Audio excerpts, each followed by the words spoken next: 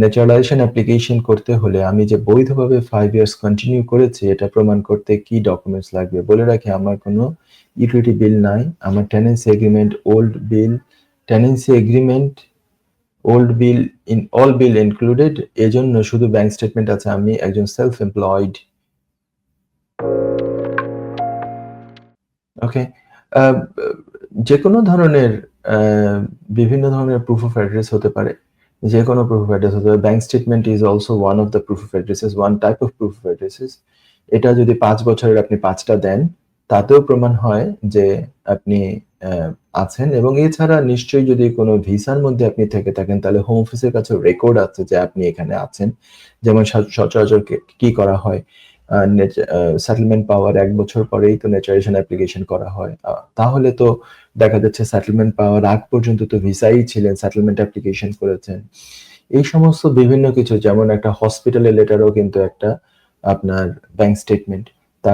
Sorry, একটা proof of address. Bank statement একটা proof of address. আপনার একাধিক ব্যাংক অ্যাকাউন্ট থাকলে ২ ব্যাংকের ২ ধরনের হতে পারে প্রুফ অফ অ্যাড্রেস। তারপরে ক্রেডিট কার্ডের বিল থাকতে পারে। তারপরে আপনার ডাক্তারের লেটার থাকতে পারে।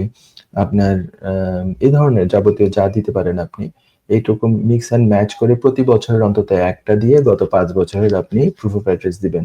শুধু ব্যাংক স্টেটমেন্টে যদি থাকে, শুধু আর কোনো কিছুই নাই, শুধু ব্যাংক স্টেটমেন্ট আছে আর টেনেন্সি বিল আছে, টেনেন্সি এগ্রিমেন্ট আছে, যেটাতে ইউটিলিটি বিল ইনক্লুসিভ। আপনি শুধু টেনেন্সি ব্যাংক স্টেটমেন্ট যদি ৫ বছরের ৫ টা দেন, তাহলেও কিন্তু সাফিসিয়েন্ট, আপনি রিকোয়ারমেন্ট মিট করেছেন। এই যে আপনি বলছেন আপনি সেলফ এমপ্লয়েড, আপনি দেখবেন যে মাঝে মাঝে এইচএমআরসি লেটারও আপনি পেয়ে থাকেন। HMRC letter itself is a proof of address as well. ঠিক আছে? এইচএমআরসি থেকে কোনো বিল পেয়েছেন, এটাও একটা প্রুফ অফ অ্যাড্রেস। সো এভাবে করে আপনি ৫ বছর এটা মিট করতে পারবেন মিস্টার সিদ্দিকী ভাই। ঠিক আছে? আশা করি প্রশ্ন তো পেয়ে গিয়েছেন। যুক্তরাজ্যের ভিজিটর ভিসা নিয়ে দুশ্চিন্তা? আপনার আত্মীয় বা বন্ধুর ইউকে ভিজিটর ভিসা রিফিউজড হয়েছে? আপনি কি জানেন হোম অফিসের এই সিদ্ধান্তের বিরুদ্ধে জুডিশিয়াল রিভিউ করা যেতে পারে? উইলডেন লিগ্যাল সলিসিটার্স নিয়ে এলো ইউকে ভিজিটর ভিসা রিফিউজালের বিরুদ্ধে নো উইন নো ফি বেসিসে জুডিশিয়াল রিভিউ করার ব্যবস্থা। জি, ঠিকই শুনেছেন, নো উইন নো ফি।